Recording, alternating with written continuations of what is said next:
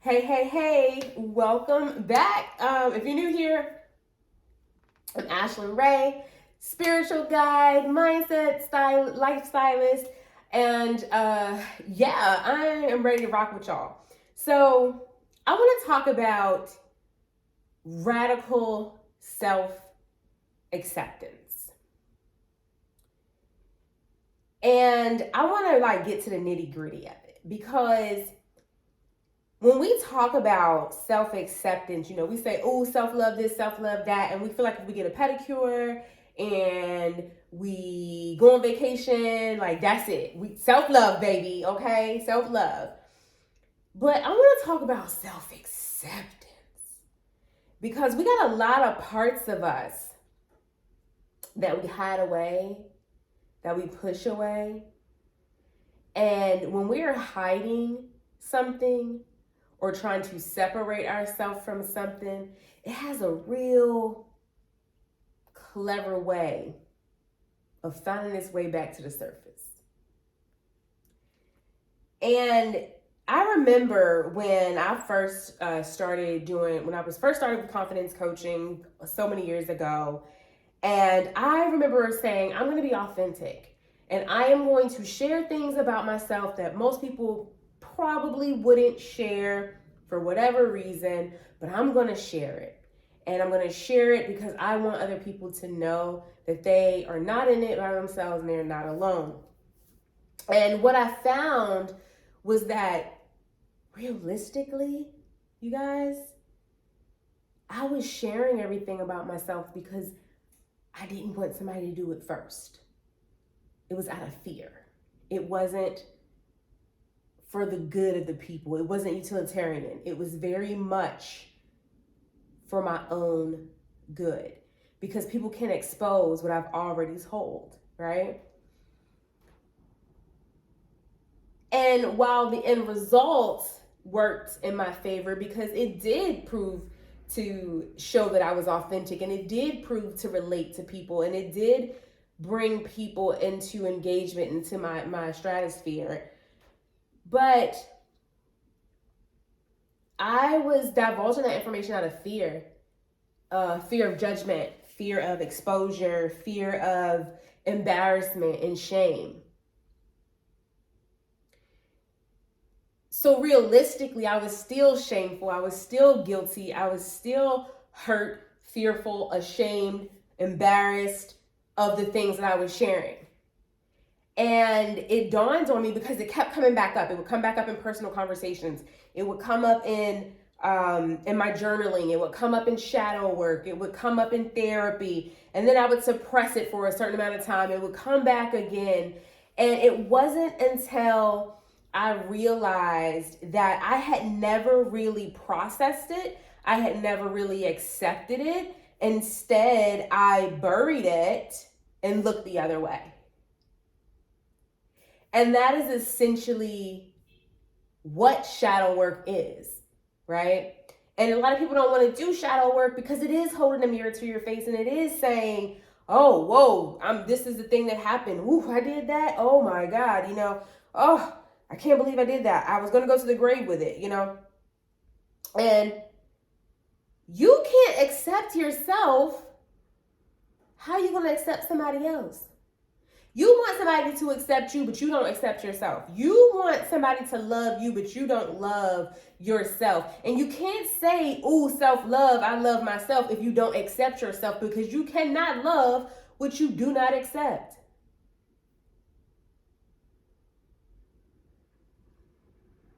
And when you are holding that resentment and that disappointment and that judgment about yourself, you are also going to project that onto your brother, into your sister, into your partner, and your boss, and your mom, and your sister, right?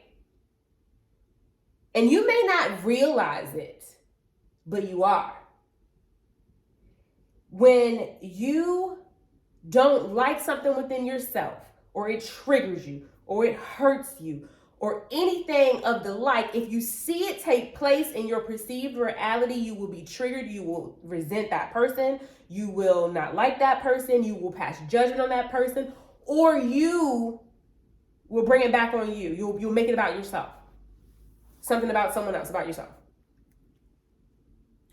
If something bothers you in such a way that it changes your mood or your attitude, it's time to ask why. I'm not saying that everything we did was right. I'm not saying that everything we did was good. And maybe we had a valid reason or maybe we didn't. But it has happened. It has taken place. We have experienced it. We have reaped the benefits or the consequences. It has dragged along with us. It could have been something that was done to you, that where you felt wronged or insulted. And you are carrying that with you into each new experience of your life. And as a result, you can't get clean. You can't let it go. You're reliving the past over and over again. And maybe not in that exact sequence, of that exact picture with those exact details, but it continues to be relived in a different situation with different clothes and different faces. It's like having where you keep repeating a toxic relationship, or you keep repeating trauma bonding, and things of that nature. And until you are able to radically accept yourself, the good, the bad, the ugly, and the indifferent, and honor whatever that is about yourself, you ain't got to love it, but acknowledge it. And then you can let it go. When we try to ignore stuff, it just comes harder. It comes in different ways. It comes from different angles. But if you can acknowledge it and say, hey, this is who I am. This is a part of who I am. At that time, for that reason, this is why it happened. I have grown since then. I have evolved since then. And I am free to make a new choice. Then you no longer are attached and chained to that shame, that fear, or that guilt.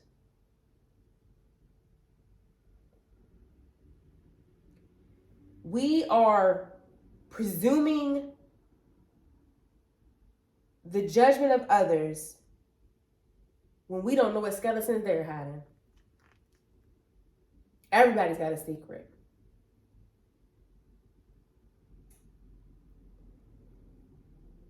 So why are we punishing ourselves for something we can't undo? How long are you going to hold yourself in contempt? No matter what it's about.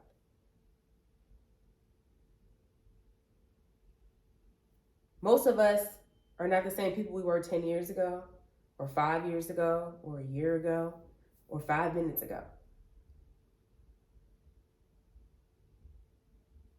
So what I want is for you to take the time to be mindful and look within and see the stuff you don't want to talk about, the stuff you don't want anybody to know, the thing you're ashamed of or embarrassed about. And you don't have to share it with anybody, but I want you to acknowledge that and understand that you are not less than anyone else because you have that experience. That experience is who made you you, and you were perfectly made. And you deserve love and kindness and compassion and abundance and joy and experiences and friends and connection and family and love just like the next person. But as long as we're holding on to that fear, as long as we're hiding that shame, as long as we are dragging that guilt along, we will judge others, we will judge ourselves, we will hold ourselves in contempt, we will condemn others, and we will repel every single true desire that we have. We will muddy the waters of our vision and our clarity. We will create confusion and distractions in our brains and in our hearts to hear the message that we are here for, the purpose that we should be aligned to, the actions we should be taking, the steps that our feet should be guided. We will miss that if we don't clear out what's been holding us down.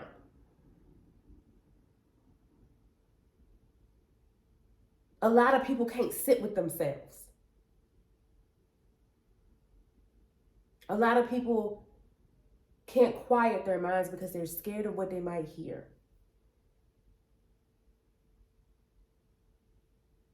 And that mirror to the face is not a pretty thing, but it's necessary, because you can't be true if you can't be real. And all that hiding and tucking and anxiety and overthinking and all of that stems from whatever you've tucked away. And the funny thing is that you can't lie to yourself. Yeah, God knows it for sure, but you can't lie to yourself. And if you haven't worked through that, how do you unblock your chakras? How do you raise your energy? How do you bust through limiting beliefs? Because a belief is just a thought that we think over and over and over again. If you can't change that thought, you can't change your belief. And what you believe is what happens. What you believe is what comes back to you.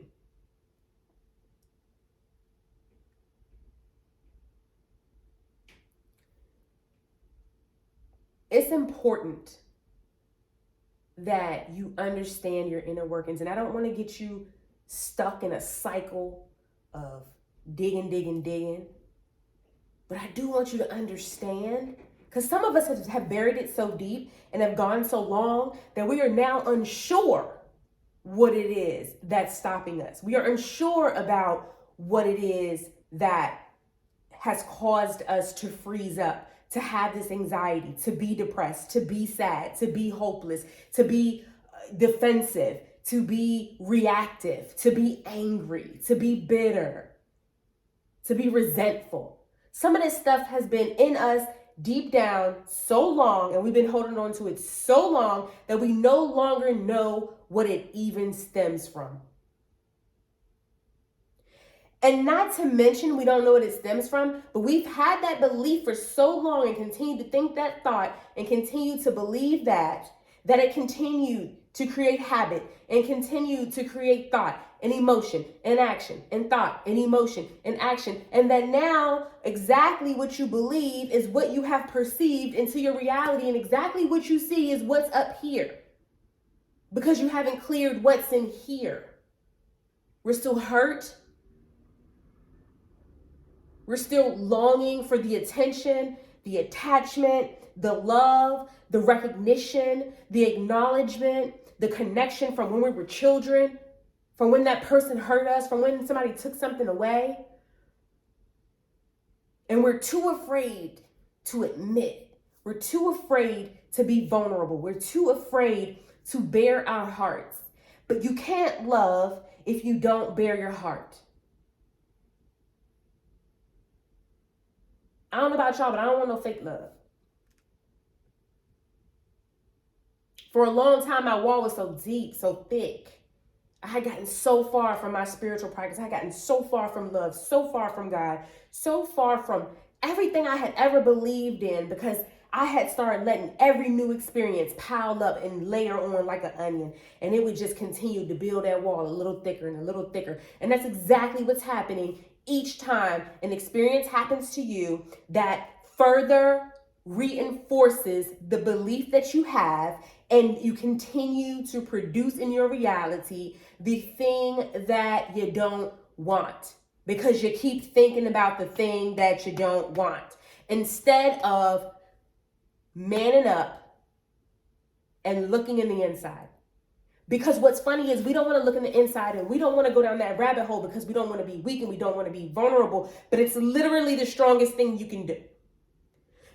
Bearing your soul, rather alone or into someone, is the strongest thing that you can do, because nobody really wants to own up to being hurt. Nobody wants to admit it. You don't want to admit it hurts. You don't want to admit that this is the root cause of something that's been of a habit you've been playing in your life over and over again. You want to blame it on something else. It's comfortable to blame it on something else. It is comfortable to say that you can't accomplish a thing or you can't do something because it is the fault of someone else. It is the cause of something else, something bigger than you, something external.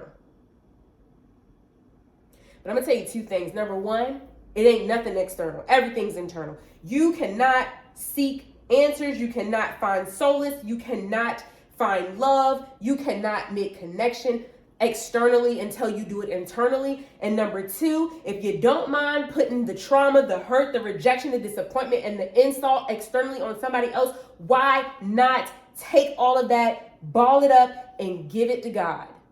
Because guess what? You can put love and joy and abundance and wonderfulness on God. Now, the dope thing about that is God was within us. So if we can commit to each day, peeling back a little bit, you're taking a little step closer. And you peel a little more. You take a little step closer. And each thing that you open up, that you break open, that you look at, that you examine, that you accept about yourself has gotten you closer to where you want to be. You can't accept the behaviors and you can't deal with the people around you because you can't deal with yourself. Yes, people are annoying as shit. Okay, I'm an introvert, and not only am I an introvert, I'm a highly intelligent introvert. So not only do I not care to be around random people, I also don't like small talk.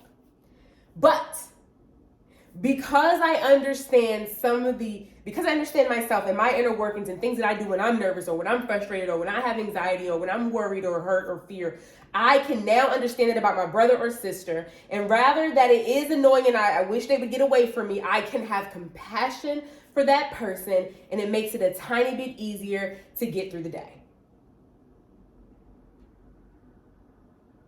I can then either support that person by listening or by understanding and then separating myself from them.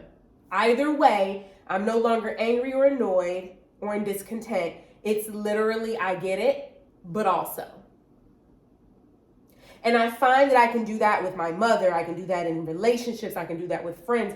I can love you. I can have compassion for you. I can understand and have empathy. And when I have reached my limit, my capacity, my bandwidth, I can excuse myself without losing love or without having frustration.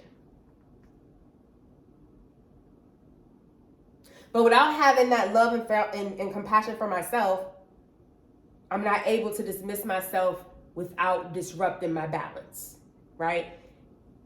And the closer that we get to our desires, or the easier it is to get to our desires, is how quickly we can recover from a situation that takes us out of our vortex, out of our happy, out of our good energy. And so I can't allow someone else to mess that up for me. And it's very, very, very hard to do if you can't have compassion or empathy for that person.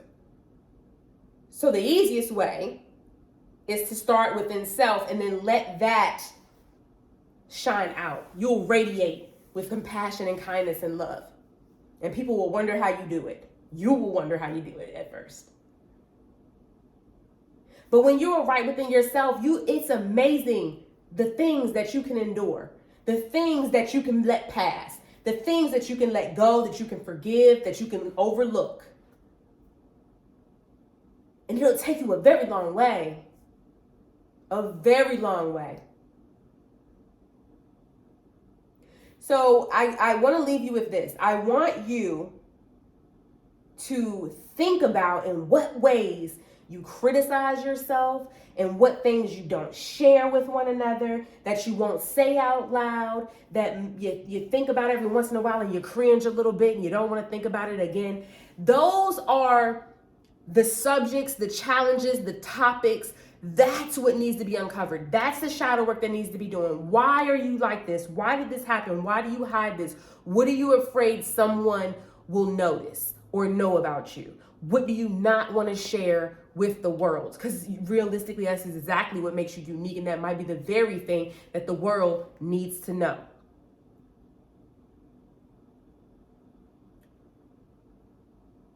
You know, you have spirituality, and spirituality by itself can be very vague and free flowing, and you kind of just do your own thing and you go all around, right? And that's cool. But you need a little bit of the science, the psychology, the introspection in order to really discover yourself, to really get the most out of the journey. And so I encourage you to look into that. I encourage you to be strong, to be fearful. It might make you cry, it might not. It might give you some aha moments. But radical self-acceptance is what you need in order for you to move forward in this journey. You have to be willing to say, I love you anyway. Talking to yourself, I love you anyway. You are amazing. I'm sorry you went through that. I'm sorry that hurt you. Hey, we know you didn't mean to hurt that person. I know you didn't mean to be intentional in that way.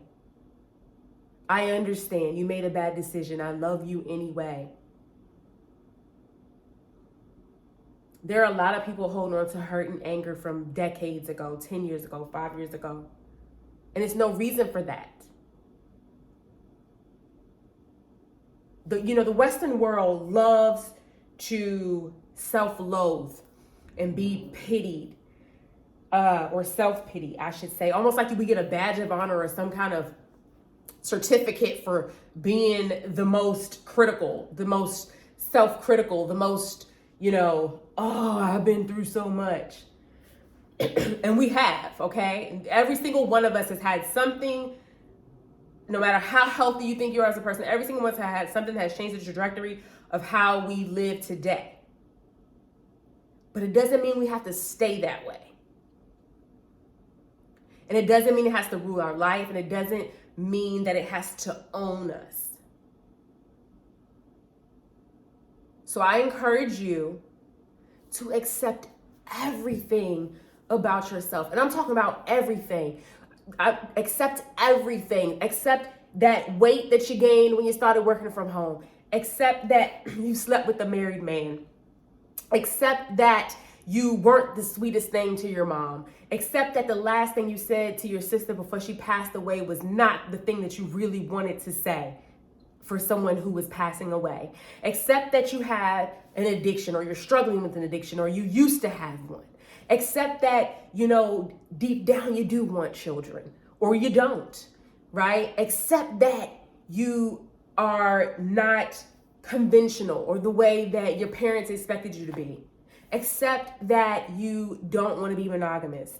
Accept that you stole something, you didn't pay back something. Accept that you told a lie. Accept that you feel like you don't deserve. Accept that you feel guilty for that trauma that happened to you and you weren't sure if it was your fault.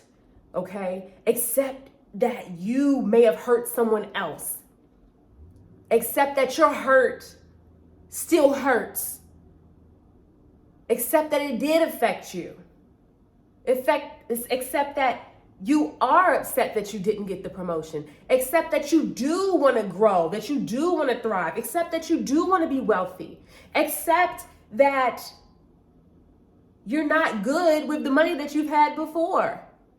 Accept that you've messed up opportunities. Accept that despite all of the things that you deem as a flaw, that you deem bad, that you deem hurtful, that you are still worthy of love, that you are still worthy of a life you deserve, of living in a way that ignites your heart, that makes you want to be an inspiration, that makes you want to impact, because your story will, in fact, impact someone. You don't need a microphone or a stage or a YouTube channel even. Maybe it's your little sister. Maybe it's a mentee. Maybe it's a random person at the grocery store. Maybe your inspiration story is to inspire you. We're here on this earth for an undetermined amount of time. And realistically, we don't even have a real purpose here. The only meaning we have is the meaning we gave it. So why not give it a meaning of joy and experience and fun and abundance and connection and discovery and exploration and learning and evolution? If we're going to be here for the same undetermined amount of years, regardless of if you hold yourself in contempt and you judge yourself and you beat yourself up and ensure that you're not allowed to have fun, versus what I said before, right? What difference does that make? 50 years is 50 years. Are you really going to continue to hide yourself because the world doesn't think it's okay? Because the world might judge you? The world's going to judge you no matter what choice you make. And you will too, unless you fully accept yourself. Because you could even say, hey, I'm going to live an inspirational life and start doing this other stuff. And you will feel guilty for doing it if you do not radically accept yourself. That's all I want you to do. Write it out, write all the ugly shit out. Look at it and say, I wholly and completely love and accept myself. And then I'm going to do a mindful meditation for you. The link is in the description for you to listen to after you write your list. Write that ugly ass list. Read that ugly ass list. And then put your earbuds in. And we're going to pray together for you to wholly and completely love and accept yourself. Because radical self-acceptance, the forgiveness, forgiving yourself, is your ticket to freedom. I hope to see you in the next training. I wish you all the love and light. Until next time, I'm Ash.